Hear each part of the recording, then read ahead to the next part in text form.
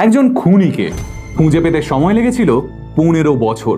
ধরা পড়ার পর সেই ব্যক্তি পুলিশ অফিসারকে জিজ্ঞেস করেছিলেন, আমাকে শুধু এইটুকু বলে দিন, আপনি আমাকে খুঁজে পেলেন কিভাবে? অর্থাৎ খুনি নিজেও বুঝতে পারেনি সে কোনোদিন ধরা পড়তে পারে। 23শে অক্টোবর 2018 রাত 11:45 আহমেদাবাদের ক্রাইম ব্রাঞ্চের অফিসার অনিল চৌধুরী ব্যাঙ্গালোরের বিখ্যাত মাল্টিন্যাশনাল সংস্থা ওরাকেলের বিল্ডিংয়ে ঢুকে সোজা হেঁটে গেলেন সংস্থার এক্সিকিউটিভের কেবিনের দিকে।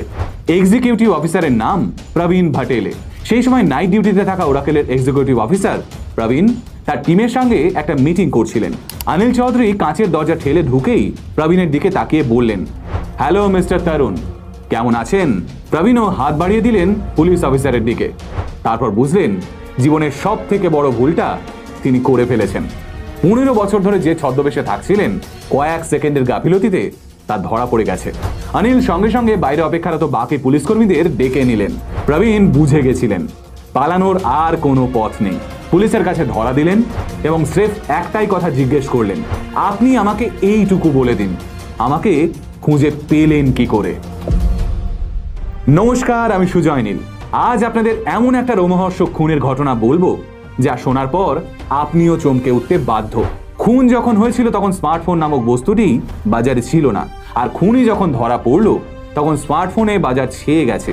খুনিকে ধরতে সময় লেগেছিল 15টা বছর। ডিসেম্বর 2002 আর 5টা মধ্যবিত্ত পরিবারে যেমন বিয়ে হয়, সেভাবেই আড়ম্বরে বিয়ে হয়েছিল তরুণ এবং সজনীর। তরুণ আহমেদাবাদের একটা স্কুলে ফিজিক্যাল এডুকেশনের শিক্ষক ছিলেন, আর সজনী আহমেদাবাদের একটা ব্যাংকে এক্সিকিউটিভ অফিসার হিসেবে কাজ করতেন। বিয়ের পর তারা আহমেদাবাদের একটা অ্যাপার্টমেন্টে বাস করতে শুরু করেন। ঘটনাটা ঘটে বিয়ের ঠিক 3 মাস পর, 14ই ফেব্রুয়ারি 2003। তখন সন্ধে 7:30 হবে। সূর্য পশ্চিম আকাশে ততক্ষণে ঢলে পড়েছে। ভ্যালেন্টাইন্স ডে নিয়ে মশগুল শহরের সমস্ত প্রেমিক যুগল। সজনী তার বড় দিদির সঙ্গে প্রত্যেক দিনের মতোই কথা বলছিলেন। মিনিট 10 কথা বলার পর ফোন রাখেন সজনী। এর ঠিক 2 ঘন্টা পর, ঘড়িতে তখন প্রায় 9:30, সেই সময় ফোন বেজে উঠল সজনীর বাড়িতে। সজনীর বাবা ফোন রিসিভ করলেন। ফোনের ওপারে পাগলের মতো কাঁদছেন তার জামাই তরুণ। কন্যার জন্য বুক কেঁপে ওঠে বাবার। তরুণ বলেন, আপনি তাড়াতাড়ি আসুন প্লিজ, সজনীর অবস্থা ভীষণই খারাপ। বাবা মা দৌড় লাগালেন মেয়ের বাড়ির উদ্দেশ্যে, কিন্তু তখনও তারা জানতেন না এটা তাদের জীবনের সব থেকে বড় এবং কঠিন রাত হতে চলেছে।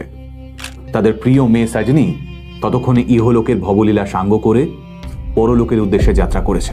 সজনীর বাবা মা মেয়ের অ্যাপার্টমেন্টে যখন পৌঁছলেন, তারা দেখলেন মেয়ের মৃতদেহের পাশে বসে